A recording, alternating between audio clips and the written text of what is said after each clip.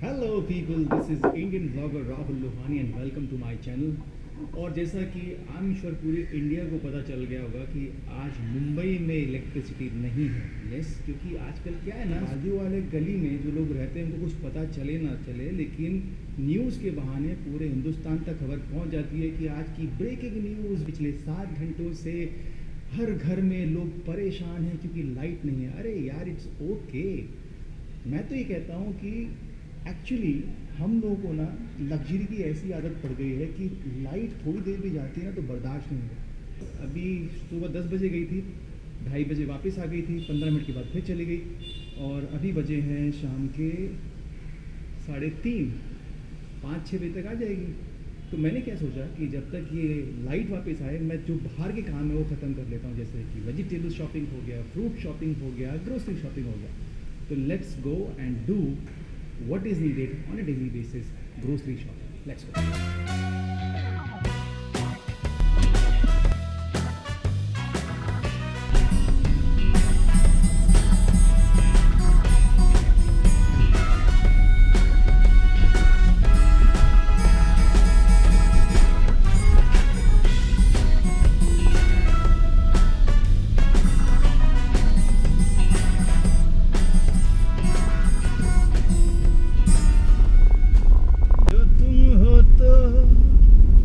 लगता है कि मिल गई मुझे खुशी, तुमको है मांगती ये जिंदगी।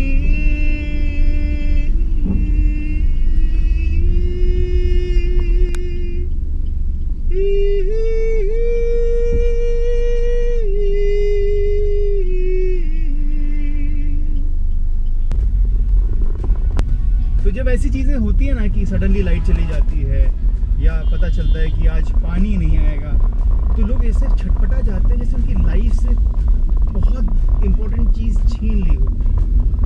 जबकि यार ये चीज़ें पहले नहीं थी, लेकिन हम लोगों ने अपने आप को इतना आदी बना दिया। जैसे कभी भी होता है कि बिल्डिंग्स में टैंक क्लीन होते हैं, पानी के जो टैंक होते हैं वो क्लीन होते हैं, तो उसके लिए पानी को 3-4 घंटे के लिए बंद रखा जाता है। ऐसे छटपटे जाते हैं लोग, ऐसा लगता है कि अरे यार पानी कैसे बंद कर सकते हो, उनका बर्थ राइट छीन लिया है। और होना ये चाहिए the way water crisis are happening, बहुत सारी जगहों पे पानी है ही नहीं। तो जिन जगहों पे पानी है कैसे रियलाइज होगा? मतलब कहते हैं ना कि जो बच्चा पैदा ही राज परिवार में हुआ है उसको गरीबी का अनुभव कैसे होगा? हाउ ही विल अंडरस्टैंड कि भाई लाइफ में क्राइसिस भी होते हैं। जिन जगहों पे भी, जैसे मुंबई है, मुंबई के भी सब जगह नहीं, लेकिन जो ठीक ठाक सोसाइटीज़ हैं, हाई राइज बिल्डिंग्स हो गई, वहाँ पे क्या होता है कि पानी इजीली अवेलेबल होता है, बिकॉज एक तो स्टोरेज बड़े होते हैं, जैसे चौल में नहीं होता है। चौल के लोग टोटली डिपेंड करते हैं, अगर बीएमसी का पानी नहीं आएगा तो उनकी बैंड बच जाती है। और तो ऐसे में जो हाई राइज सोसाइटीज़ भी है ना, उनको आदत होनी चाहिए कि भाई दिन में ये 3 घंटे पानी नहीं आएगा। ऐसा तो है नहीं कि अगर आप 24 घंटे में से 3 घंटे पानी कट करेंगे, 3 घंटे पानी नहीं देंगे तो लोगों को जीना नहीं आएगा। मुझे लगता है कि उससे इनफैक्ट वो ज़्यादा ऑर्गेनाइज हो जाएंगे कि ये 3 घंटे पानी नहीं आएगा, जो भी काम करना है अभी ख़त्म कर लो। जो पहले होता था, इसकी आदत रही नहीं है। इसकी आदत डलवानी बहुत ज़रूरी है, क्योंकि जो मुझे लगता है जैसे सिचुएशंस बन रही हैं, सबसे बड़ा क्राइसिस आगे चल के पानी का ही है। तो हम लोग अभी से आदत क्यों नहीं डलवाते?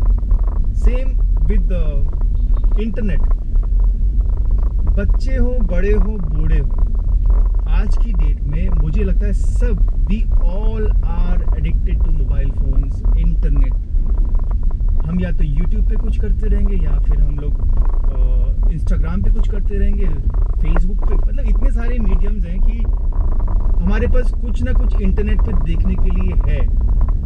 सो how much time we are spending on internet? अगर आप अभी तो खैर थोड़े अभी अगर स्मार्टफोन है तो आपको स्क्रीन टाइम बता देता है कि कितने घंटे आप 24 घंटे में आपने इंटरनेट यूज़ किया है, कितना आपका स्क्रीन टाइम था, तो उससे आपको समझ में आ जाता है कि भाई कितने घंटे जा रहे हैं।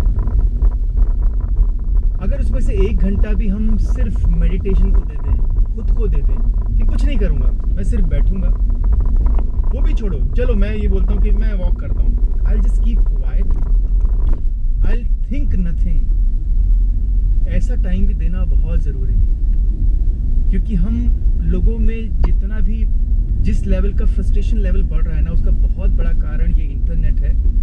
और मेरे लिए सरप्राइजिंग है कि अभी तक स्कूल्स में मेडिटेशन सेशन शुरू क्यों नहीं हुए हैं। ये कि आने वाली जनरेशन है, जो पीढ़ियाँ हैं, उनका सबसे बड़ा जो ड्रॉबैक मुझे दिखाई देता है वो है पेशेंस नहीं है, बिल्कुल पेशेंस नहीं है। ऐसे में हर स्कूल में भले ही वो बच्चे उस पीरियड में सो जाएं, I am perfectly all right, कि इंटरवल के बाद जैसे वो खेल के आते हैं 1 hour they will do nothing, they will keep quiet, they will not talk, they will sit in silence, चुप बैठेंगे। किसी को नींद आ रही है वो लेट सकता है, वो सो सकता है, जिसको हम शवासन भी कहते हैं, सो जाने दो, they will be fresh, उनका माइंड फ्रेश ही होगा, which is going to help them। तो ऐसा कुछ करने की ज़रूरत है, फ्यूचरिस्टिक बनने की ज़रूरत है। हम लोग फ्यूचरिस्टिक बन रहे हैं मशीनों को लेके कि अच्छा मशीन हम ऐसी बनाएंगे जो पानी खुद ले आएगी, जो खाना खुद बना देगी, जो सिक्योरिटी खुद देख लेगी।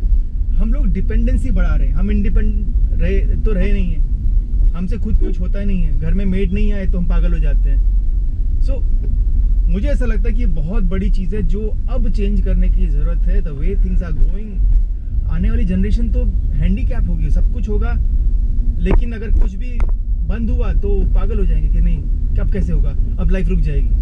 All the schools they need to think in this line कि हमें अपने बच्चों को डिपेंडेंट नहीं होने देना है। उनके अंदर जो एक शांति होनी चाहिए, जो एक पेशेंस लेवल होना चाहिए, वो हमको डेवलप करना है, क्योंकि है ही नहीं। सो आई होप इस लाइन में स्कूल स्पेशली सोचना शुरू करें। आई होप कोई स्कूल मेरी बात सुन ले। चलो युद्ध पे जाने का टाइम हो गया, मतलब अपनी गाड़ी के सेफ इन्वायरमेंट से बाहर जाने का टाइम हो गया है। तो बेसिक चीज़ें हैं वो लगा लेते हैं भाई। First is mask, second is shield, and third hand sanitizer. Let's go.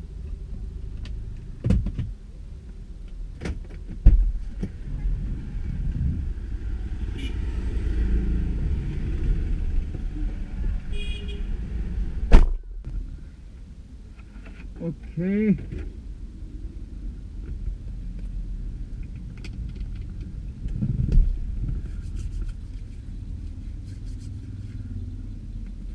I'm back.